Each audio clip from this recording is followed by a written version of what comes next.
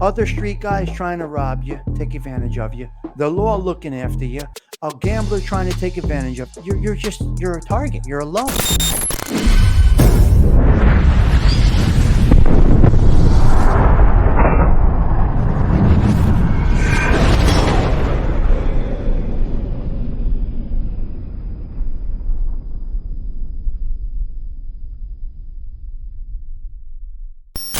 Welcome to this episode of Chattin with Staxx. I'm your host, Bill Staxx, and today I got Tommy Stigs. Saying that, put it on me that I was the one. I was prepared right there to take whatever came my way. I knew what could have happened to me. I knew it. On principle, it bothered me. It was burning me so much that I'm so loyal to this life, right? This the way we do things and the way we're supposed to be. I felt like he was going to pull a gun out and just blow my brains out right in front of everybody in the social club and say my nephew was no good. Seriously thought that. What I Could have did, I threw happened. everything. Could Yeah, have I happened. Yeah. could have happened. He was known for threw everything up in the air, walked out, never went back into that social club. Took my business elsewhere. Nobody could say a word. Nobody could say a word. Everyone's just sitting there stunned, right? Right there. It's maybe about 10 to 12 guys in there. And my cousin, because it was me, my cousin, and my uncle, he was ready to go to work on him. That's it. I went back. I never had contact with him again after that. I took my business elsewhere. When he died, I wore red to his funeral. The most disrespectful thing that you could ever do to a knockaround guy is wear red to the funeral. Really? I walked in late and I wore red. And my mother's like, my son, oh my God, what's the matter? My son is crazy. She knew, she knew. So that's the ugly part that people don't see. So every day you're grinding through this life. You're making money on the street. You're loan shark and you're hustling all day. Every negative thing is pointed at you. Other street guys trying to rob you, take advantage of you. The law looking after you. A gambler trying to take advantage of you. You're a target. You're alone. And you got You your think own you're in an family organization, trying but to you're rob alone. you. You got your Huh? own family trying to rob you. My own family, blood. Wow. Never mind someone else I was associated with. Own blood. That's how ruthless this life is. Don't ever get involved in this mess. Still, even at that point, something I would never think of doing is cooperating. Not even a thought. Even with that kind of betrayal, still wouldn't do it. So fast forward, guy working for me was dealing with high school kids. This is fast forward in about 2 years or so. I'm away from my uncle. I'm with a whole different outfit and doing all different things. And I got a really good thing going. Things are going good, and it's working out well. And my best friend, he's dealing with high school kids. I'm at that Bad by this idea, time, right? I'm no longer by this time, one step above being an agent. So the agent is on the street dealing with every gambler, right? I was a little bit one step above being an agent. I had packages under me. So Staxx has here's Tommy Stigs. Staxx has a package under me, right? This guy has a package under me. You're an agent for me. Yeah, so I'm We're going out splitting and I'm collecting the money and your bringing it to yes. you.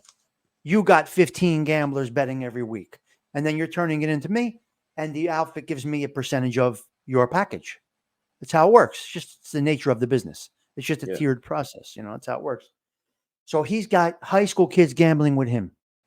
One kid goes bad for 700. I don't know any of this is going on because I had no idea he was dealing with young kids.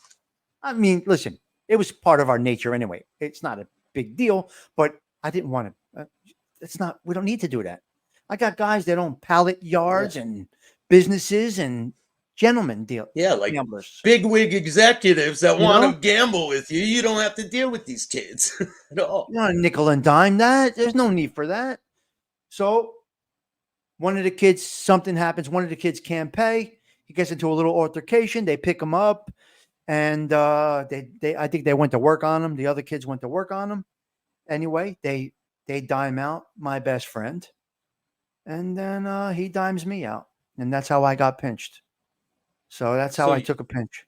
up until this point, you had no one try to rob you or no one tell you I ain't paying you. Never. I never had serious issues. I tried to keep it right and get good customers and keep their limits down. I wasn't greedy. Remember, I wasn't a gambler. So I wasn't greedy where, okay, if I let this guy keep betting, he's going to bang out. He can't pay 5,000. There's no way. I'm just using a fake number. There's no way. So why would I give him that limit? Let me keep him small. Let me go slow and steady, nice, and I'll earn. Yeah. And then I won't have these big headaches. When somebody goes bad for 500 or 1,000, I can handle it. Now I could push that out as a loan Yeah. shark loan, right? So you got to think smart. Did, It's the problem. These guys get did you greedy. ever have and that- did you Go ever ahead. have someone not have the money and be like, I'll give you this business or I'll sign it over to you and try to pay you this way, like with a car or something like that? No, everybody typically, I did all right. I can't say that I never had an issue like that. I did have one situation where I had a gambler. He owned a pizzeria, and I made a deal with him. He has cash flow. So I'm like, every Friday I'm coming in, you give me 100, right? Whatever it is, 200. Every Friday, you're going to take it out of your register. You're going to give me 100. I know on Yeah. Tuesday you're making pies. It's not your busy day. Friday's your busy day. And he was cool with it. We had no issues with it. But what happened was this guy was being shaken down by another crew, by another group. So he goes to these guys and he says, "How many guys are going to shake me down every week? I'm paying you. I'm paying Stigs. How many of you guys are coming in here to shake me down?" I wasn't shaking him down. He had a You, gambling debt. yeah, They you were were paying, legitimately he was shaking. paying you your money. You Yeah, weren't shaking them down. no problem. Regular. No, And I was a man. gentleman about it, right? But these are when you're dealing with degenerate gamblers, this is what you're dealing with. Dealing with bottom of the barrel here. So Mhm. he says, "Well, I got to pay Stigs every week. I got to pay you." He's like, "What do you mean you got to pay Stigs?" "Yeah, he comes in every week. I got to give him an envelope." "Oh, yeah?" I get a call. I go to this location. And anytime I got a call, I went. I'm surrounded by 5 guys. I walk in this shopping center, And and you I'm don't surrounded know by them. You don't know 5 these guys. guys. I do know some of them. Yeah.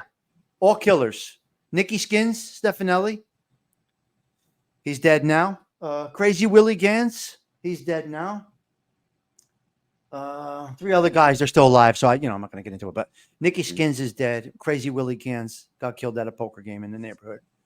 And Skins killed himself. I don't know, you know about Nicky Skins' story. But anyway, they surrounded me and they were looking to go to work on me. They were really looking to go to work on me. Now, I had to try to get out of this situation, respecting these made guys, in the same time trying to wiggle out, not saying who you're with, what do you do, what's going on here, why, who represents you. I don't do that. There's 5 guys there. I'm not dropping names. I don't do that shit. No, you're not getting that shit out of me. That's not happening. And I'm not shaking down this douchebag. He's a gambler. And, you can understand the conversation. I'm not a tough Yeah. guy, but you can understand what the conversation was. They didn't get anything out of me. Thankfully, they didn't go to work on me, which I was ready to take a beating, but for no good purpose. There's Yeah. 2 times, no good purpose. I was about to get 2 situations right there that I did nothing wrong in. And one of them I could have got clipped, and the other one they were looking to work me over because they thought I was taking that I was on their shakedown.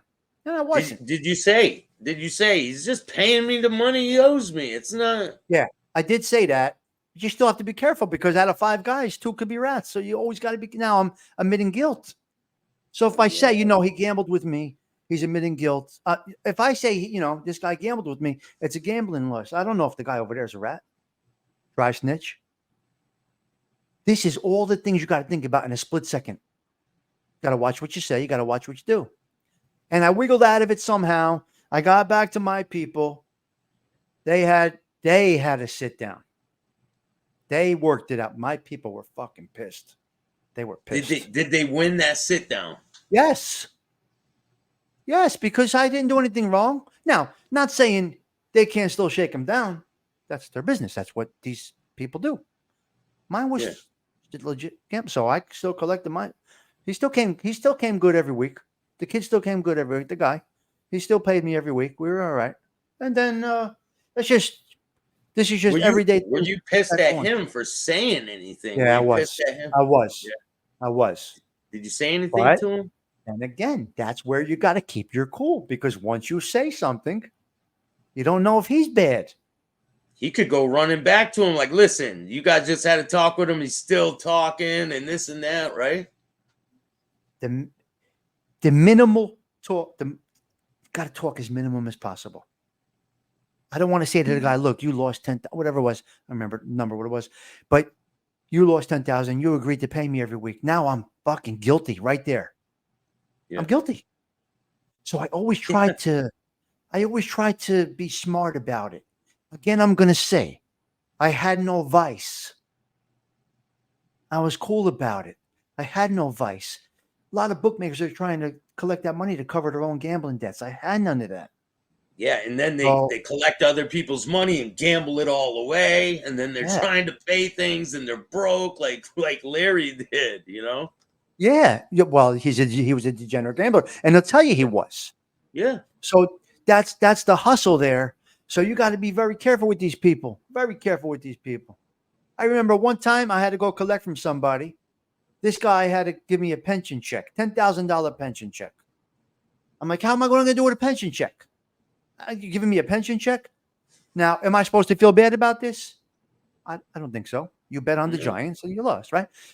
So we had guys that cash checks for us. No How come problem. he didn't cash the check? No, Simple. he gave the pension check to us. Like, what Yeah, are you but giving why me didn't you this? just go with him Right, and say, right, cash this right. in, give me my money? That's it. He said, "Can you do? I'm just going to give you this check. Can you cash it?" And I did. But when I went to collect that check, that was in Newark, New Jersey. I had one car on one street, one car on another street. The two intersections, and me and another guy in the middle went to collect it because I didn't. We don't know. You never know what's up. When these guys are that bad, they're banged out like that. They're unstable, man. They're capable of anything. They'll try to get rid of you to get rid of the problem, right? Yeah, you're dealing with some very mentally unstable people at that time. They're banged out with you. You're not the only one they lost to. They lost to others. They didn't just find me when they were 40 years old. They've been gambling their whole life. You know what I mean? So Yeah, yeah. they didn't just I'm find just me that week. So these are the situations that you're in, and this is where the problems come in because it's an organization, so there's people, and wherever there's people, there's going to be issues. That I took that pinch when I was 25 years old, 26 years old. So Can you walk me through when they came and got you? okay. So I was at my grandfather's funeral. It was the day we buried my grandfather. You're I at get the home. funeral that I was at day? my I was at my Oh, grandfather's funeral. Right. The pinch came down the day of my grandfather's funeral. Now I didn't know what was going on, but I heard sirens in the neighborhood. Something was going on. yeah. So they came and got. This is all going on during the day. They came and got my friend at his house or wherever he was at work during the funeral. Now I'm trying to make calls and I'm trying to understand what's going on. And then I see it on the news and I said, all right, this isn't good. This is going to be a problem. Um, all right, let me set this up. My whole family's at my house. We just buried my grandfather. We're at my house. And I walk down the block. This is a neighborhood story. I walk down the block to my friend's mother's house, who I called Ma. That's how close we were. I said, all right, let me take care of this now. I'll get the bail money ready. I'll call a lawyer. He'll be out in a couple hours. Well, this will be fine. All right, all right. I'm sitting there. The phone's not ringing. Nothing's happening. And I'm ready. I got everything ready. I said, what's going on? We're not getting a call because we're waiting for a call. Excuse me. Waiting for a call first. What's the bail? Well, all of that stuff. Yeah. Nothing all day. Around 3, 4 o'clock, I call my lawyer and I said, Donnie, what's going on? It's my lawyer. I said, what's going on? He's down there. Too long. I said, all right. He said, all right, let me call down there. He calls the Essex County Prosecutor's Office. He said he's been in there for about 8 hours, telling them everything about you from the day you were born. Every little thing that you ever did, he's telling them about it. So as of right now, there's an active warrant for you. They're coming to your mother's house.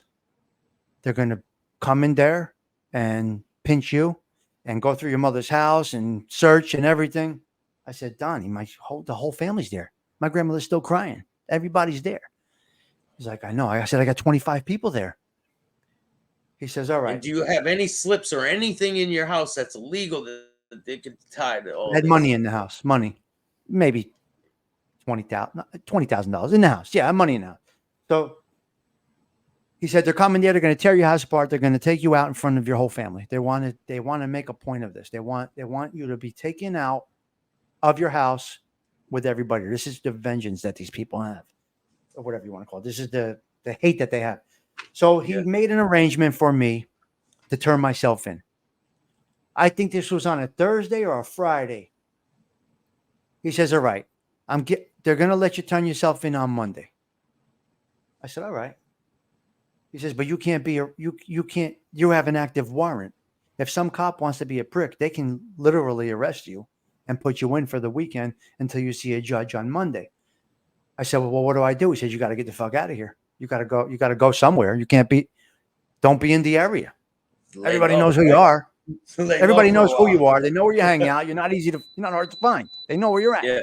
So I was at the office when this happened. I called my mother.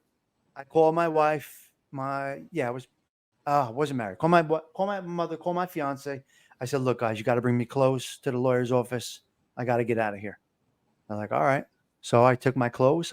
I parked my car in a garage in Mountainside, New Jersey.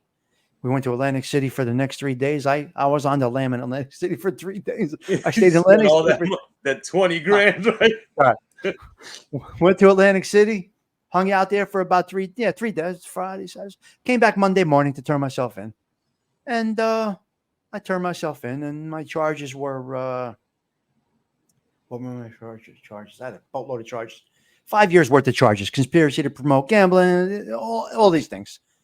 The main thing was the conspiracy to promote gambling. That's a problem because conspiracy is 3 to 5 years. And that's conspiracy is when you're thinking about doing something. So it's really hard to deny conspiracy. It's really hard to beat. That's a tough one, right? Conspiracy. It really is. Yeah, it's conspiracy like you two were thinking about doing something. How do you beat that charge? It's conspiracy because there's more than one person. So you got a conspiracy to take out to handle a criminal, whatever it might be. Could be robbing a store, could be bookmaking. Conspiracy is tough. Conspiracy is very tough. This is where I was troubled when I was going through, do I plead guilty? Do I go to trial? Right? So fast forward, I get my discovery, all my evidence. It's all right here. Right? Do you have to stay in prison? Do you have to stay? Got my discovery. Look, I got my discovery right here, right? So this is after indictment, obviously. We're fast forwarding through 6 months of a lot, a discovery and all of that stuff. But are you in jail? Do you get bond, any of that? No. So what happened was they arraigned me. They give me $15,000 bail. And one of my stipulations for bail was nothing happens to this individual that ratted you out, basically, whatever legal term they want to use. Witness, whatever they said, I don't know, whatever it was. Anything happens to him, you're charged with the crime. He gets assaulted, you're charged with assault. Gets murdered, you charge him. We're going to bring you up. I've never heard that before. Yeah, that was my bail stipulation. You're responsible for the witness in this case. Because you knew who it was, right? My best friend from birth. Wow. Babies. I said, oh my God. Well, I get home.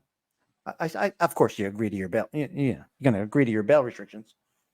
My bail restrictions were I can't leave the state I can't fly without notifying them or with probation department, whatever it is. You got to notify them before you fly, hand in a passport, all that bail shit. You know how that goes. Yeah. So I'm not a flight risk or anything like that. So they gave me my bail. I get home. There's a knock on my door, my mother's front door. 2 guys from New York come in the house I knew them. Come right in the house, furious. They put $15,000 cash on my mother's table. Where's this guy?